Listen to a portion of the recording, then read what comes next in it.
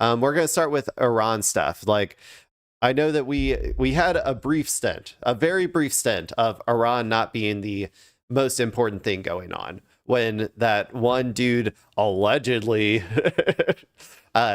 tried to assassinate Trump at the White House Correspondents' Dinner. We had one day where the top news was not Iran, but people very quickly got over that shit. Nobody cares anymore. I mean, I was pretty sure nobody would care pretty quickly after it.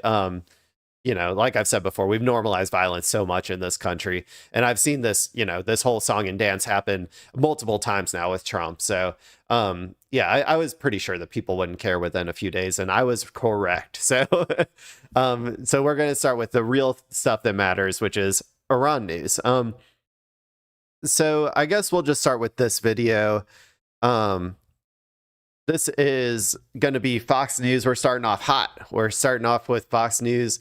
And we're going to talk about Iran's economy and hopefully just get some general updates about what's going on with Iran, because I heard that, like, you know, the negotiations are basically falling apart. Like, there's nothing, they're not, the negotiations, as far as I know, there's been no sort of like, no delegations are there negotiating. Everybody's just like, we're just in like a standstill right now, is kind of my understanding. So let's watch this video. And let's see what is going on with Iran from the most trusted news source that has ever existed, Fox News. Let's go. Kirk Leopold is a military analyst and retired U.S. Navy commander of the USS Cole. Kirk, the briefing today for the commander-in-chief about... Yeah, named after the guy who tried to kill Donald Trump the other day, in case people are... I'm just kidding. That's a joke. Additional options. What do you think is going to happen here? Well, I think when you look at it, Jesse, the president always considers options. And I think at the end of the day, Admiral Cooper sat down and said, Mr. President, here are the options we have to strike the final blow if necessary. Because at this point, Iran is backed into a corner. The reality of it is the Ayatollah doesn't matter anymore. The IRGC has taken over the government, the military, the economy. They own it in toto. They are no longer a theocracy. They are a thugocracy because the military is running everything. They are now the target. Yeah, aka you replaced the more peaceful parts of their government, and you replaced it all with the hardline IRGC people. So congratulations. They are no longer, I guess, a theocracy, if that's what you want to call it that. Although, let's be real, like the IRGC is, I think, generally aligned with like the theocratic organization of government that they have in Iran. So I don't really think that changes anything. And in the end, or the IRGC always had the power, like was always the ones who had the power in the end because they had guns. They were just kind of held back generally from asserting that power and control by Khomeini, like the first Khomeini, not his son, the original one who was killed. Because he wanted to negotiate with the West, where the IRGC didn't. And so since we got rid of him, like he was basically the one holding back, I think, the full and complete power of the IRGC, which we're seeing now. And I'm sure that Admiral Cooper laid out a very distinct set of target options available for the president as commander-in-chief, and he's going to execute it. Okay, what's that gonna do? Seriously, what's that gonna do? You shot like more missiles in the first 5 or 6 weeks of the hot war than you ever have in military conflict history, and that did nothing. It did literally like nothing to them. I don't understand what another barrage of missiles. Are we just gonna? Also, we went through 50% of all of our missiles in that first 5 or 6 weeks. So. Okay, we can go another 5 or 6 weeks of war. And then after that, Iran is off scot-free because we're not able to produce any more missiles. So, like, I just don't understand these people, man. I don't understand how anyone buys this shit. Day clock, it isn't going to matter because at the end of the day, the president has a constitutional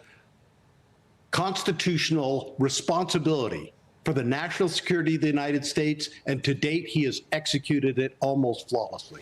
Would you, if you were in charge or advising the president, would you say wait until the blockade really implodes the country, Or would you say, you know what, they need a little extra encouragement, finish off the target list, and see if that drives Let's see. I'm curious what his answer is here. I'll give my opinion them afterwards. back to the negotiating table?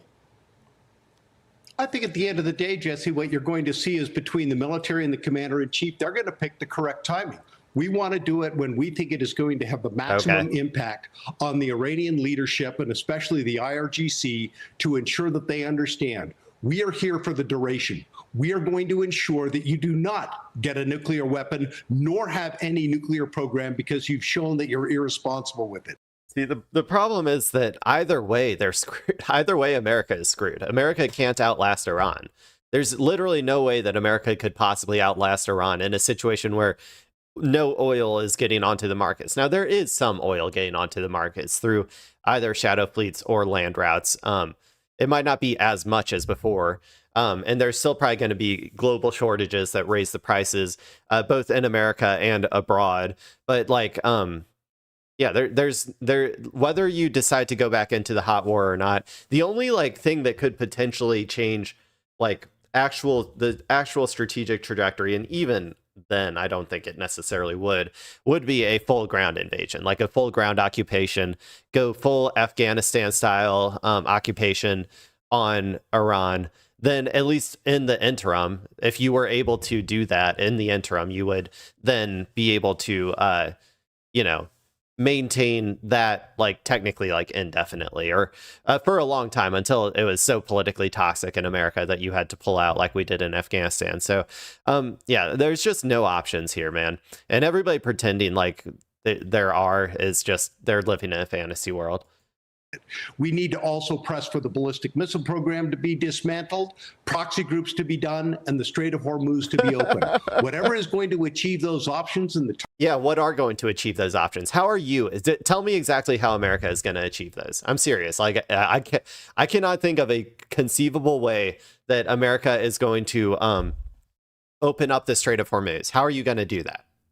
Like I said, full military occupation is the only way. Otherwise, we can't maintain the blockade forever. Like that is going to inevitably go away at some point, at which point Iran de facto has complete control over the Strait of Hormuz. The proxies, how are you going to stop them? How are you going to stop them from sending weapons, arms, and funding to Hamas and Hezbollah and the Houthis? Like, what are you going to do about it? Like, what are you going to do about it? There's nothing you can do, right? Like, I'm serious. There's literally nothing that America can do. They've already sanctioned them to shit. They can't. I'm sure. Yeah, one more sanction is really going to make a huge difference. You can't militarily stop that. Like you can't. America can't even militarily defeat the Houthis. Like we went to war with the Houthis and we were unable to defeat them. The Houthis are tiny. They're minuscule compared to Iran. Israel was unable to defeat Hamas. Israel is still unable to defeat Hezbollah. Like, there's nothing that you can do to stop them from funding. So, like, I guess what I keep asking is, like, if you're not able to achieve these things militarily, if you're not able to achieve these things economically, that leaves only one other possible option if you want to achieve those things: diplomacy. And if you're not willing to engage in diplomacy and an actual real like negotiation with Iran as equals, which is what you are being forced to do by Iran's military capabilities.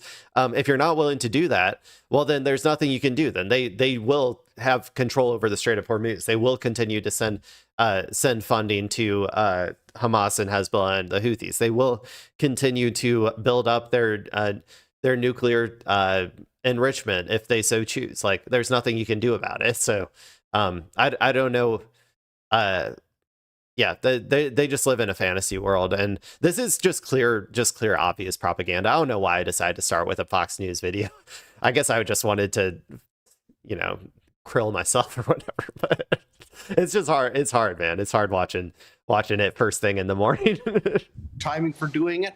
The president is going to execute it with a larger strategic picture in mind, because we've watched it now with Venezuela and what's going to happen with the oil there in due course when they rebuild that industry. The UAE pulling out of. Man, they will not let go. They will not let go of Venezuela, dude. They keep looking back at Venezuela like long lost ex, like they're like an ex-girlfriend, the one who got away. Like I don't know. They're like, if only, man, if only this new country, Iran, was anything like my ex, man, like Venezuela. No, it's completely different. We're seeing that obviously right now. There's nothing like militarily. You can't dominate Iran in the same way that you militarily could dominate Venezuela in the way that you did. So yeah, that's just a different situation. In due course, when they rebuild that industry, the UAE pulling out of OPEC. When you look at it, do you think that NVIDIA chip exchange that occurred back in October last year, this was part of a strategic plan that the president is? I don't know about I heard about the UAE pulling out of OPEC. I don't really know what that's all about, to be honest. I think it signals more fracturing of the Gulf, right? If anything, that's what I see it as. The Gulf states are fracturing and no longer no longer necessarily aligning 100% with each other on stuff. Like there's now going to be, different blocks jockeying for different positions. And I think that's probably all coming out of the new regional order that's being established with Iran at the top, right? Where Iran is able to, like, some groups are going to align with Iran, some groups are going to align with America, some groups are going to align with Israel. Like it's going to be like there's going to be, I think, a fragmentation here, and I think that if anything, that's what I'm getting out of that. I don't really know what the consequences of that are going to be either. I would have to watch some analysis on that. Executing to build a better world, and he's just doing exactly that. And taking down Iran's nuclear program is just another step in that long chess game. Yeah, you cannot have all this AI that we sold our friends in the Middle East. You can't have Iran nuclear blackmailing all of our best customers in that region. It's unacceptable. You heard about some of the targeting deck that's still on the table, the leadership, even an assault on the coastline to secure the strait. Do you foresee that happening, a ground assault on the strait, or just more airstrikes? I would think he just airstrikes. I don't think we're going to actually get into a ground assault itself. But why are you even... Okay, I don't understand why he's even saying this, because everybody knows you can't do these things with just airstrikes. Like this is... we said from the beginning that like it's impossible to create regime change with airstrikes because that's never happened in human history. And look, lo and behold, we were right. And I'm telling you right now, as a person who said that at the very beginning, like it is also impossible to like control the strait, quote unquote, with just airstrikes. So if you are admitting right now that you are not going to commit to ground troops, which even so, like America doesn't have the political will for, but even if it did, it's not a guarantee that it would succeed.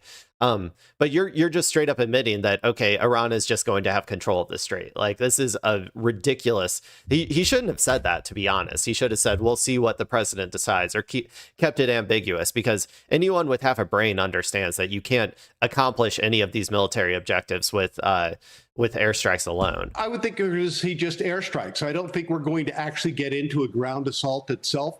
I think one of the key things that need to happen is when you're looking at how we're going to even negotiate with the Iranians at this point, we really need to pull it out of Pakistan. They've never been our friend. They've never been a good ally. They have killed hundreds of Americans through the Taliban in Afghanistan. So the reality is they should have never been a player to begin with. Let's give it to Abu Dhabi. Let's give it to the UAE and make sure that they... Wait, what? Pakistan, I mean, I don't know. I would say Pakistan is relatively neutral between Iran and America, which is what you need in terms of negotiations. What are we talking about, bro? Like, I don't understand. These people don't understand how negotiating works. It's like, you don't just like have a, like, if you're trying to find like an intermediary, right, between two parties, you don't just pick the one that is like completely and totally aligned with the West. Like he was saying, like Abu Dhabi, oh, you're gonna pick like a country that was literally like at war with Iran to host the intermediary talks. What are you talking about? Why would Iran take that seriously whatsoever? Okay, Iran just says no then. Whatever you want, no. Okay. So now what? Like, oh no, man. These people, that is an insane thing. You need a relatively neutral intermediary. And the problem with Pakistan, honestly, because Pakistan was building up a lot of its like international reputation by doing this. But the problem that Pakistan ran into is that they were constantly aligning with America on everything in terms of their messaging. They would always take what America said and then they would bring it to Iran and they would say, this is what America wants. And then they would look at, and they would be like, Iran, you need to, if you want to make a deal, you're going to have to concede to these demands. And then Iran would say, no, we're not going to. Here's our demands. And then they would say, I don't think we should take that to America. I don't think they're going to, like that. Maybe you should change this or change that. Like, essentially, they were just more aligned with America than they were with Iran. And that was probably, I think, a mistake by their part if they wanted to keep building their international prestige. But this guy has it completely backwards, though, thinking that Pakistan was aligned with Iran. Are you kidding me? Like they're I would say they are honestly relatively neutral. Their country historically is like relatively neutral between Iran and America. The way they've been negotiating, though, has been very much on the side of America. Player to begin with, let's give it to Abu Dhabi. Let's give it to the UAE and make sure that they are now going to become the broker and the key player in. Yeah, let's see how that goes. These countries, okay, sure, the Middle East itself, because they are proving to be an incredible ally. But at the end of the day, Jesse, we're going to execute a plan that is going to disable the Iranian from being able to project any power to the Strait of Hormuz and throughout the Middle East. You already said that. You said that last time. It didn't happen. Okay, it didn't happen. It didn't. I swear. I'm right now. I can look at what you said in the past, and I can look at where we are right now. Like I have eyes. Okay, it didn't happen. What is going to change this time? These people, like, you got to tell me why you think this is going to be any different. This is, man. I'm getting so angry. The president's driving a pretty hard line, and I think that's the key to this. Kirk, thank you so much. Jesse Waters, go deflate the tires of all the interns' cars so you can make them feel uncomfortable. Okay, that's what he did. By the way, he did that with his current wife. He deflated her tires so that he could offer her a ride home. Like a totally not creep move. Totally not something that the dude from You would do.